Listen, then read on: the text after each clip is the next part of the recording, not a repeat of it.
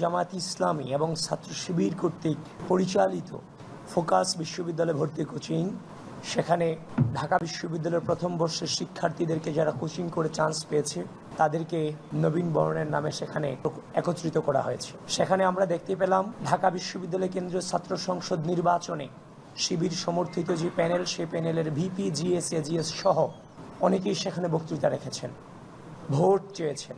ঢাকা বিশ্ববিদ্যালয়ের কেন্দ্রীয় ছাত্র সংসদ নির্বাচনের ডাকসু নির্বাচনী আচরণবিধি ধারা ৯-এর আলোকে বলা হয়েছে, ৯-এর খ, নির্বাচনী প্রচারকালে ও নির্বাচনের দিন ভোটারদের কোনো রকম পানীয় বা খাদ্য পরিবেশন করা যাবে না।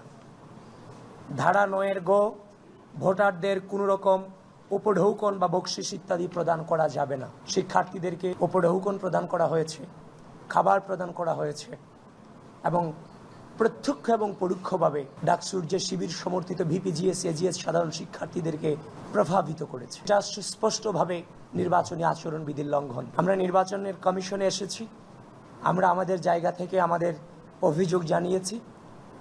যদি ঢাকা বিশ্ববিদ্যালয় এরিয়ার বাহিরে এভাবে বিশ্ববিদ্যালয়ের শিক্ষার্থীকে সমবেত করে উপঢৌকন এবং খাবার খাইয়ে ভোট চাওয়ার মাধ্যমে যদি প্রভাবিত করার সুযোগ আচরণবিধিতে থাকে, তাহলে আমরাও আমাদের মতো করে নিলাম।